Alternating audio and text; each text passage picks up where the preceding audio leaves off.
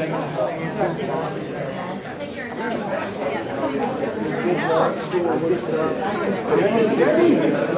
are you?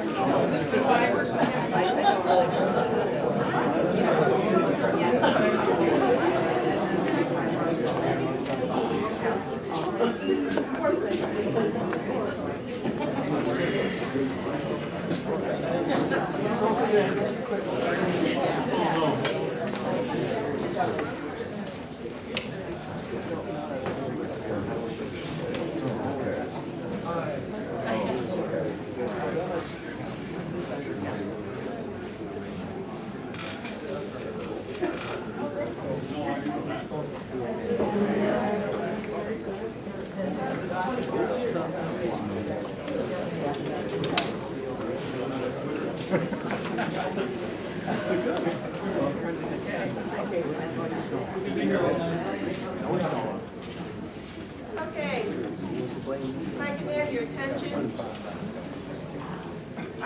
We had a coin toss. Dorothy's going to go first. Janet Schmidt, not Smith, but Schmidt, will go second. And they opted for a 3-minute to give their platform. Timekeeper will give them a warning at 60 seconds and 30 seconds.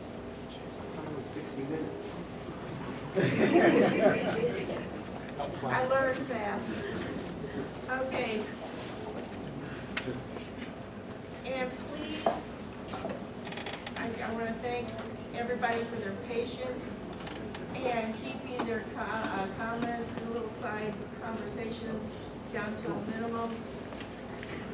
And that really helps those people who are hard of hearing, like me. So, Dorothy. Hi. Thanks you all for coming tonight.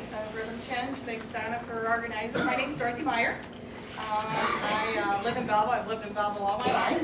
Actually lived in this neighborhood all my life. Grew up on 28th Street. Lived 30 years of my married life on West Side Street. And anyway, I went to St. Mary's Grade School, went to Notre Dame, and then I graduated from Altoff. I worked for 17 years in the Community Relations Department at Memorial Hospital. Then I had a career change 8 years ago, and I'm presently working for Chairman Mark Kern. I'm liaison to the County Board Chairman. I was elected in 1997, serving my 4th term as alderman in this ward. I'm kind of proud I was the 6th woman ever to be elected in the city of Belleville, and there's soon to be 200-year history. I chair the Economic Development Committee. I'm a member of the Police and Fire Committee, the Planning Commission, the Finance Committee, and Strategic Planning and Personnel Committee. I currently serve as the Secretary and Treasurer for the Veterans Memorial Monument that was erected to perpetuate that the fountain, on our square will continue, and it was a great project. Sure that that'll be a memorial for all veterans. I'm also a member of the Bell Scott Committee.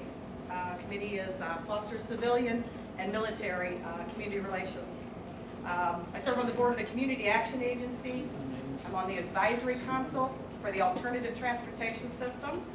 I'm on a few other committees. I work on Living Well Expo. I do a Belleville Senior Celebration, and I was on the Scott Air Force Base Heritage Park to build the park outside the air base where the airplanes all are now. My newest thing, I'm on the steering committee for the St. Paul's expansion. And it's a great thing they're going to stay in this neighborhood, and I'm so very excited. I think that's such a great thing for us. Going to spend $27 million in a new home. It's going to be a beautiful, beautiful project. And some of the projects in this neighborhood, since I've been alderman, the trails have been expanded. We have a new skateboard park and an entrance. The city donated properties to the church here. Empire Stove took over the brewery property and has expanded and made that viable in the neighborhood. We bought the trailers on 8th Street next to the Senior Citizens Park. Engineering for the 6th and 17th Street streetscape is in the budget this year. And I just want to say that I've enjoyed being the alderman for 16 years, and I would really, really love to do it for 4 more years. Thank you.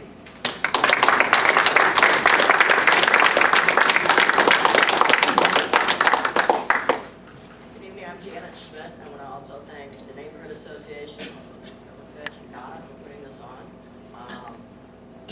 Why am I running for alderman?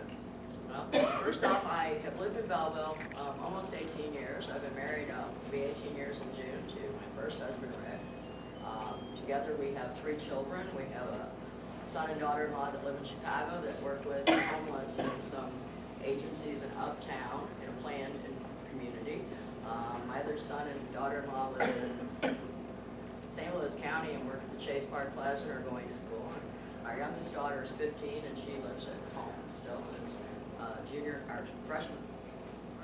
She wants to be a junior. She is homeschooled and somewhere in the middle who is very into computers.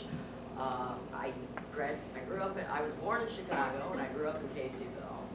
I lived in Belleville in the very early 80s and then moved to Nashville, Tennessee. I came back here in '94. I was surprised at how it is a very frightening place to live. It's not like it used to be, and the downtown is lovely, I'll give you that, but it's not safe. And too many people have come to say that. I've been a precinct committeeman in Precinct 7 for the Democrats since 2001. And I'm a very liberal Democrat. I'm running as an independent for the city council.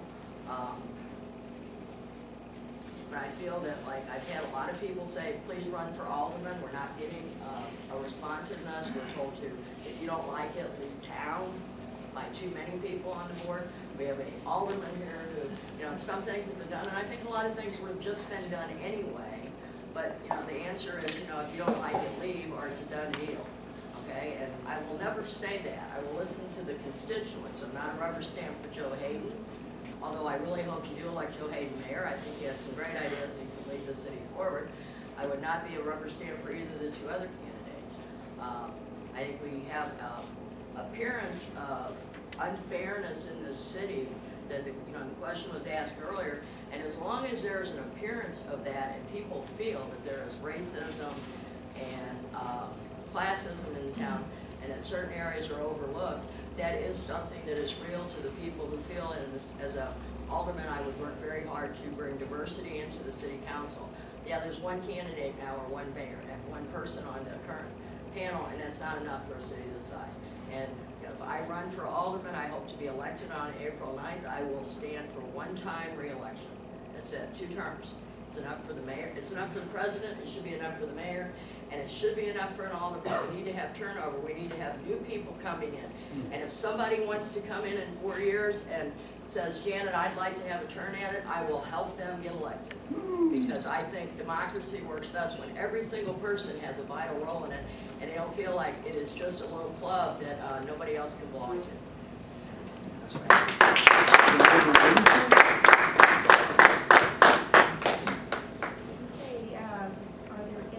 Questions? Again, we're going to please farm your question in the form of question. If you have any comments you'd like to discuss with the candidate afterwards, please hold those thoughts until that time. And you get 3 minutes? Yeah, 3 minutes to answer. Like any teacher knows, you got to think about it before you say it. Right, Mary? Thank you. We're passing a lot of controversial occupancy bills and trying to get crime-free housing, but getting housing, there's no diversity. It's all good old white club over there. We have no African-American inspectors, we have no African-American officers. Now, we have officers on the force, but apparently Clay or somebody's got to put them in housing. Things would be more validated if we have some calls dealing with some controversial occupancy matters as far as people showing IDs. If we had some African Americans, not just African Americans, Hispanics, that's some diversity. How can we as a city who don't go out and hire a lot of people of diversity say we're doing everything right when they're in that house and we have nothing but the good old boy club. And I think that's legitimate for everybody. I'm for crime-free housing, like I'm for motherhood. How can I not be for crime-free housing? But I don't want officers to just come harassing me because I'm an African-American businessman trying to strive in this town. I don't sell drugs. I don't have no problems with my neighbors. I respect everybody in the community. But when I go in that house, and I want to see some people of color. They don't even have a black paper push up in there. So the mayor's talking about so much diversity. Well, let's just start right there because that's the main issue to deal with the crime. So if you guys are elected, which one of you are elected, what would you do to really get the real integration in housing? You know, we've discussed this, we brought it up a lot of times, Mr. Oderson. Again, I'm going to agree with the people that have addressed this earlier this evening, that we certainly get the most qualified candidate. It has no difference whether what race they are, whether they're a woman or a man. I don't know. Do you think that if someone's in housing that you're going to of a different color? I'm not shouldn't ask you a kind of question back to you, but I don't quite understand where you go with that. That you're going to get a different treatment because they're of the same race. I guess I'm kind of confused by that. So that's my question. We have African American officers finally on the police force.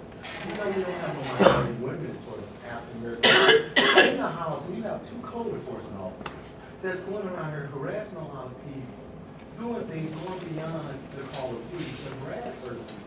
I'm all for housing. I'm all for the crime.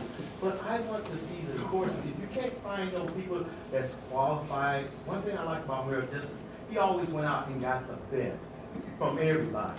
He said, Lee, if I'm going to get involved in anything, I'm going to go out and get the black, Hispanic, the best Hispanic, the best African Americans. It's not about color. I'm getting the best qualified. So for people can accuse me of not hiring people in these delicate positions of law enforcement, I'm going to go out.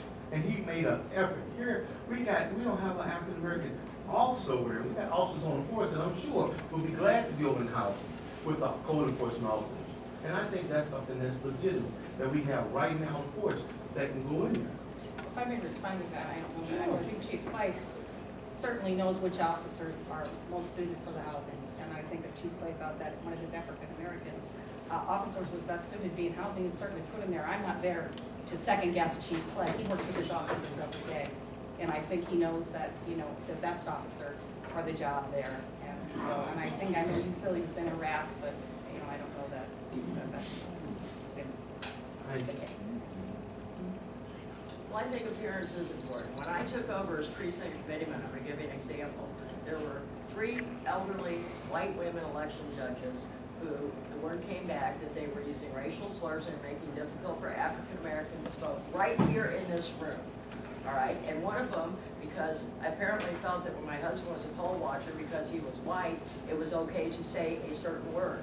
And it was not. It made us angry, and the first opportunity I had, I removed those judges. One of them actually said she was voting for the other party in front of me.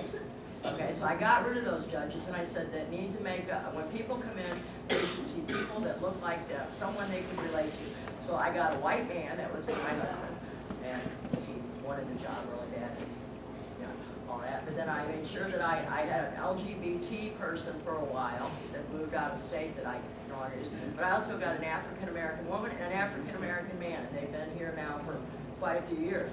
I got told by a current alderman that is why they don't like me, all right? That the good, the local Democratic Party actually ran someone against me a couple of years ago in 2010 because I had dared to appoint a black person or 2, but I did win on that precinct committee. No one runs against anybody in this town for precinct committeeman, but they ran someone and I beat them because I'm not part of it. I will not be part of any party. I will be true independent. I have democratic feelings. And I think the city has to make an effort. It's nice to say, well, we'll take the most qualified candidate if they're black or white. No, we might have to make an effort because racism has gone on for so long that it is, as long as there is a massive feeling of racism, it's there. And it's not a question of is the city government racist, it's how racist. We need to make an effort. I'd like to maybe have a committee that would help recruit candidates. Now maybe they won't get priority hiring over a qualified white candidate, but we will recruit black people and let them know that we want them there. And that we would like to have some black people run for alderman.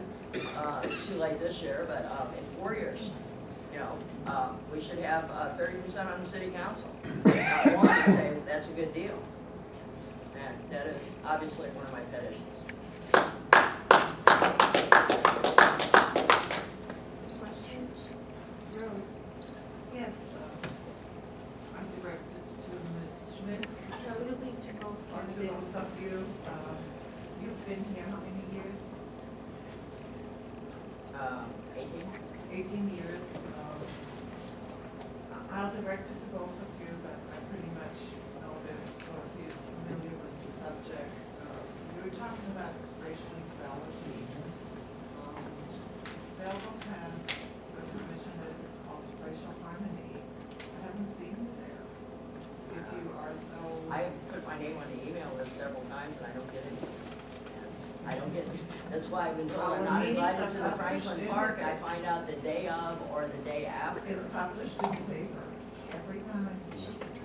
It's the day of or the day after. I mean, Excuse me, but I hate to push the rules. Darby, you go first, and then Janet, and then the question's been asked. Yeah, I'm well aware of Racial Harmony, and I know that the dinner tables, and I've attended, and it's a great organization. Thank you for you guys being on that, in the Marriott. Great spearheads for that organization. am I still answering now? Okay. You know, I'm sorry. I usually find out the day of or the day after. Maybe the paper should put it in earlier in the week, but like I said, I've signed up on the website several times and I guess, get removed. And I felt that there was a reason, I know what the reason is. But I mean, I don't need to be on Racial Harmony to work with this. I think the city can do, the Racial Harmony is not just a city entity, but we also have, you know, an issue with the homeless. We can't just, you know, say it's a regional issue and let's shove it off across the river or something is wrong. I want to work with that. You know, there's the mayor said earlier that this neighborhood would be turned into a historic district called Brewery District. And there are a lot of people in this neighborhood who really do not want that. And, you know, that there needs to be some, you know, if that is a way to get people out of their homes and not do what with, I don't know. But I mean, I don't think I need to go to Racial Harmony, although I would, you know, I would love to go.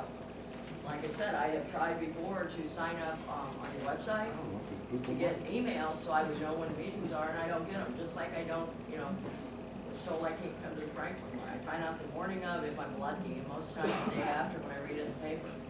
So. Okay, any other questions?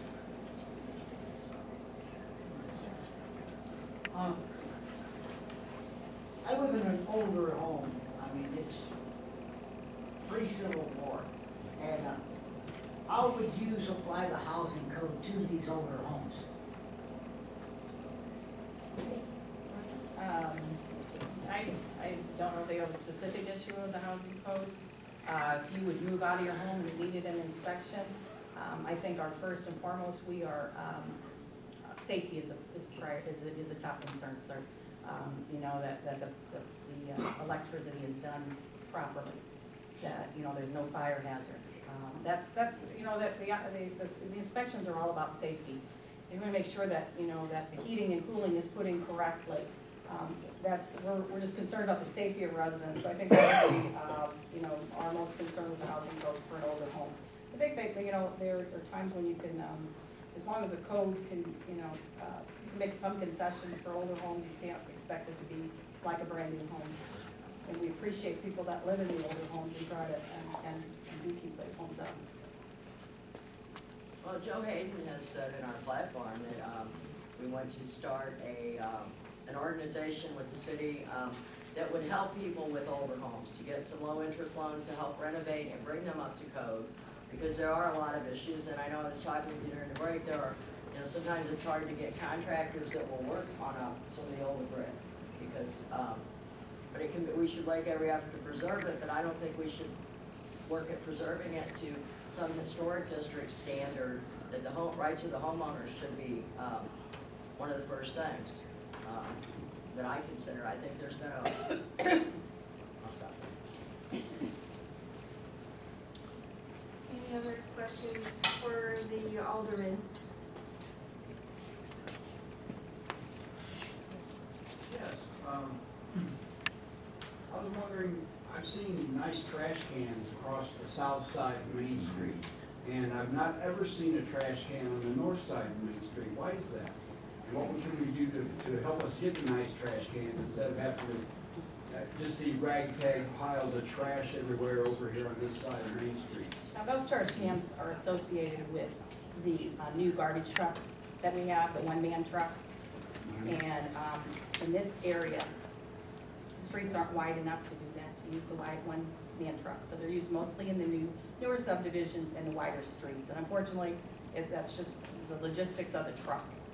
If you want one of those trash cans, you know, you can certainly purchase one, but you know, it would be still, you would not have the one-man truck, it'll be the two-man truck, but they're available at the sanitation department, and I'm not really sure what the cost on those is right now. It's somewhere around $40, I believe. $55 now. 55 are they now? I'm sorry, thank you.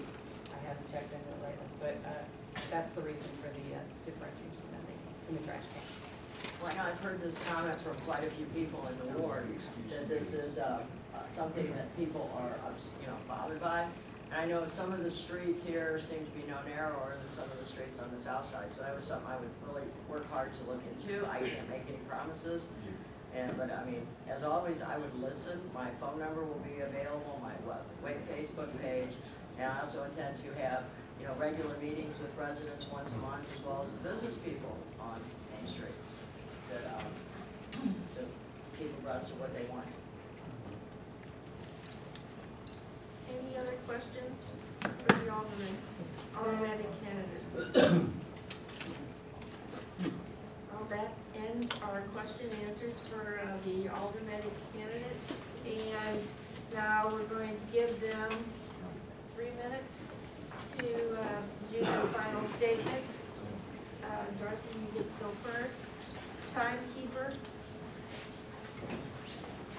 I just want to say thanks again, and I really have enjoyed being the alderman in this ward, and I think we've made a lot of great accomplishments. I think we've done a lot of good things in this neighborhood together, and I have never ever told someone that I wasn't listening and that they didn't like it to get out. I don't think that's ever the case. I've always been very open, and I listen to my constituents and return my phone calls and do what I can to help them. So just want to say that I appreciate any consideration you'll give me on April 9th. Thank you.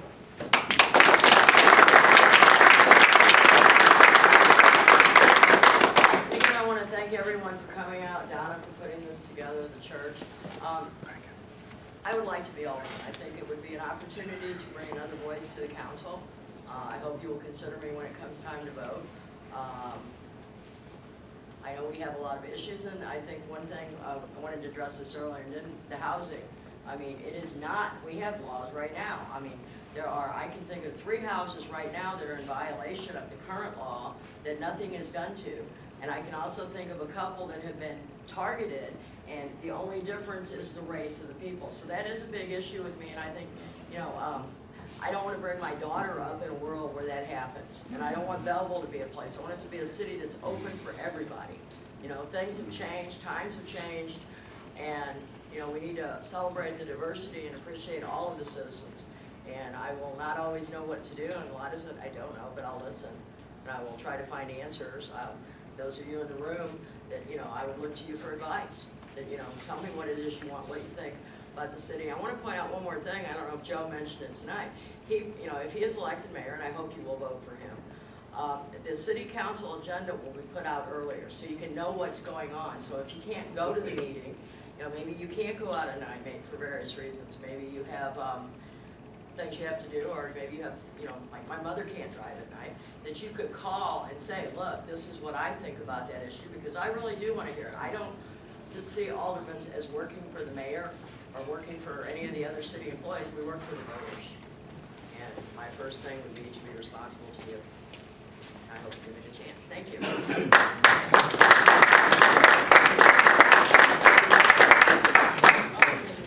I want to thank everybody who came out tonight.